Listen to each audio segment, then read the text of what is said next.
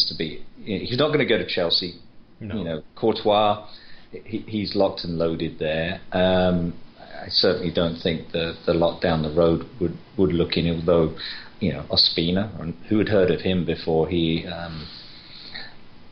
uplifted Sneezy from his starting spot. Yeah. So I think Arsenal definitely have goalkeeper opportunities, but he's not going there. I think the biggest issue is the noise that Madrid will make over De Gea will start the dominoes falling, and United have always gone after top world-class goalkeepers. They've made the stumble every now and then, Bosnich. But that's where it will get interesting if the noise is made between Madrid and United. Well, I'm going to be the Spurs supporter that will say unequivocally, and you can hold me to this, he will not be going anywhere this year. And I say that for a number of reasons. Number one, the reason that you guys pointed out is the PR nightmare that Levy will have, and that we're unambitious, that we are truly a selling club. And, what's the point to all this? Because, there are, we've talked about it a lot this year, there are always players, or I shouldn't say there are always players, but there are players that you can build teams around that can win things, and he is certainly one of those players. And I think more than anything else, it's leverage. And that we have him on a long term. So the value that you place on him today is really not going to be any different next year. You could argue if we have a good year next year, he could be worth even more. There's absolutely zero reason for the club to sell him unless PSG comes in for an extraordinary figure. But I honestly feel like that he is so good and so head and shoulders above most goalkeepers that even for a ludicrous fee, and I think, what's a ludicrous fee? We talked about it in the pub that one day. It has north of $35 million, right? Yeah, I'm not sure what the world record is for a goalkeeper, but it can't be more than 30. Yeah. I just don't think it makes any sense at all. If you're going to make the argument that Levy's a money grubbing kind of guy, he's a businessman. I don't think he's a money grubber, but I think he's a very good businessman. And I just think he just realizes, wait a second here, if I'm going to really aspire to do something here, he's a world-class keeper. I don't lose anything by waiting a year to sell him. And who knows, if my manager does what he's supposed to do and we achieve success, he won't want to go. Well, I'm going to throw a hand grenade in that. And again, in this endless tweet on Friday or whenever it was, it came up. There was some noise last season, and he unequivocally said, no, I'm not going anywhere. Whether he actually came out and said that or that was said on his behalf. So you say he's on a long-term contract. That's great, but so was Bale. And there was noise, and he stayed. And so is history repeating? And was something said, that gentleman's verbal agreement, hey, stay this season. If we don't make top four, then I'll let you go if the price is right. What if that conversation's already had and it's not a case of it's about to be had? It was had last season. I don't know. But again, I look at what happened with Modric and Bale, and I fear the same thing could potentially happen again. We don't even know what was said when he joined the club. Yeah. And by the way, one of my favorite players on the planet holds that record. Gigi Buffon. From Parma to Juventus for £47.5 million at the time, $76.6 million US. Wow, really? That's crazy money for a goalkeeper. He's a great goalkeeper. Yeah, the second one above him was Neuer from Schalke to Bayern for $39.5 million. Yeah, I think the fee it wouldn't be for anything less than $35 million. Yeah. But you know what? If he's worth $35 million today, do you really think he's not worth that next year? Well, he's 28 right now. So we know goalkeepers have a much longer. They have shelf a longer life shelf life, yeah. But I think once they're nudging 30, that value is quickly deflated. Well, we shall see. Yeah. I don't think we can really be great without a marquee goalkeeper like him. So no, we hope I'm right. Defending or not? No. He alone. Again, if I go back to that comment I made earlier about the statistics and how many more points would we have if we didn't have stupid errors, but think about all the world-class saves he has made, even from sublime plays, let alone the defensive errors as well. how many more goals would we have shipped in? But that's we have got to. I think everyone has said that we have got to fix our defence for next season. But we know Poch, that's not the area that he endears himself towards. He said that. So and that's when the comparisons. Yeah, that's where the comparisons have been made to Ozzy Ardiles, which makes every single one of us twitch. Yeah. And how much of that is due to, I don't want to belabor the point, but Bentaleb and Mason being so young, and not offering the cover that maybe a Schneiderlin or other players that, could possibly a James McCarthy or whoever that could become affordable or available. It's hard to figure out what you want to do with that defensive midfield. It really is. Well, we discussed it last week. We're playing two defensive midfielders who, unfortunately, based on that defensive record, as much as they're working their socks off, and we really respect the job they're doing, we're still letting in goals. And right. Clean sheets are hard to come by, certainly for the latter part of the half of the season. And we talked about how do we find, to your point, the one defensive midfield anchor that provides us a little more steel in the front of the back four. And a voice.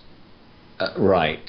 So that gives us a better opportunity to link up with the front players, because we've seen that not happening. I think we probably all fell off our stools when we saw Chadli's barrage of a run and then the goal. I mean, I didn't think that was going to happen. No, I was on Twitter. Just equalized? I was on Twitter just begging. I thought the game the match was screaming out for some speed, and I was like, you know what? Put Townsend on the left, take Chadli off.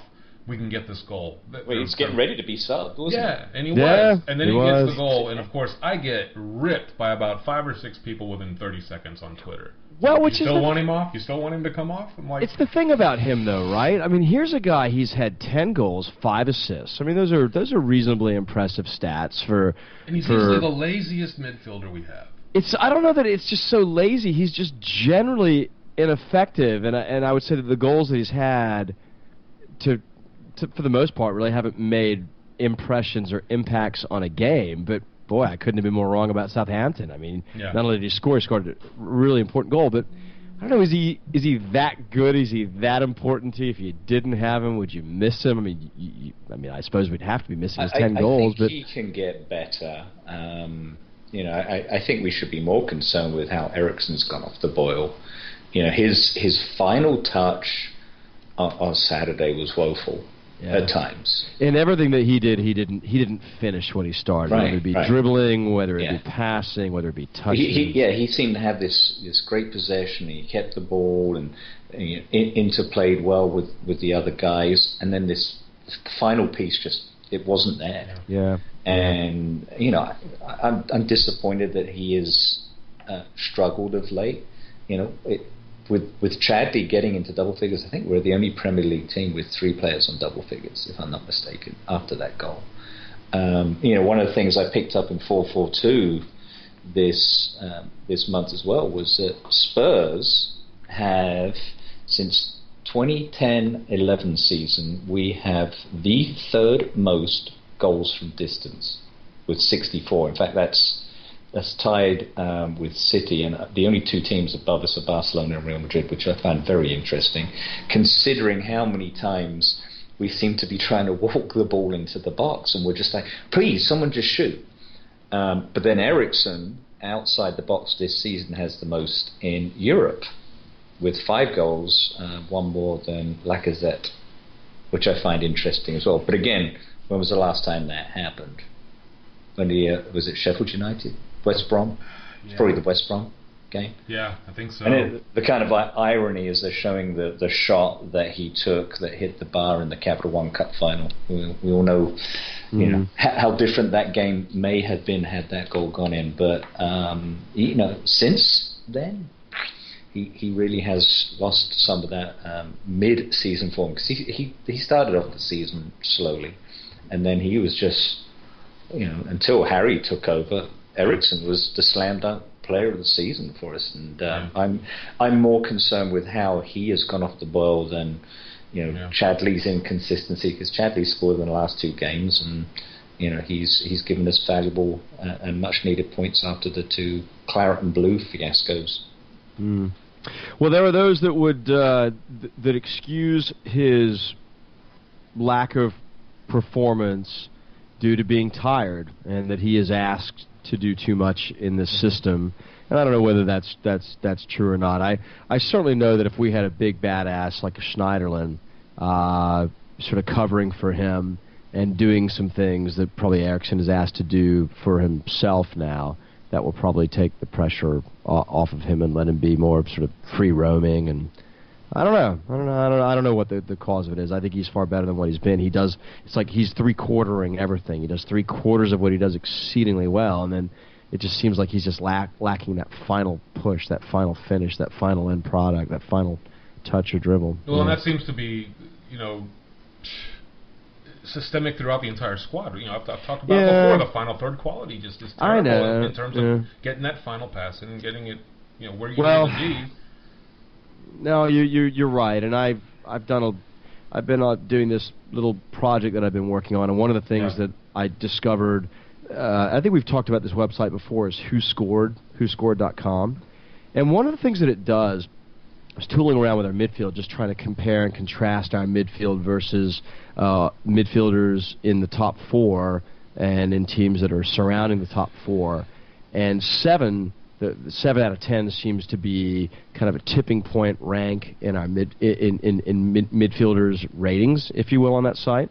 And I'm not the biggest stats guy in the world, but if you're going to apply that stats methodology to everybody, then it should all even out. And it shocked me the number of 7 or higher midfielders that we have relative to. In fact, I didn't even look at the top 2, deliberately so. I looked at United, I looked at Arsenal, I looked at Liverpool, and I looked at us. And we've got two of our midfielders have 7 or higher rankings, and the other teams have 6 and as many as 7 midfielders with 7 or higher. I thought that was really interesting, and I'll save that for a later conversation, later show when I'm done with all this stuff. But that was very telling to me. And you talk about that lack of creating in the final third. It's obvious that our midfield plays a gigantic role in that. Shows in the stats for sure. It does. I mean, if you can surround the good players that you have with other really good players rather than putting liabilities into the squad with them, they will thrive. I agree. I mean, it'll happen.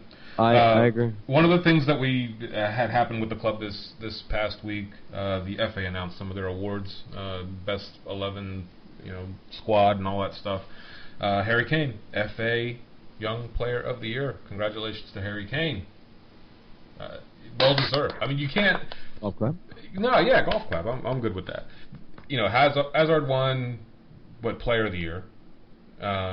And Harry got Young Player of the Year. Yeah, and so they kind of interchanged. He got second Young Player, and then Harry got second for Player of the Year. Correct? Who votes on this? Is it the players that vote on these awards? Yes. Yeah. And then I think it's a lot the of next politics. set of awards is the Professional Football Writers, the PFWA, which is what Bale won both in his final season. That's going to be an interesting vote. I think. I don't think this is just a Tottenham thing. I think Harry has enamored even the English squad so much, especially coming in and scoring, 79 seconds into his debut.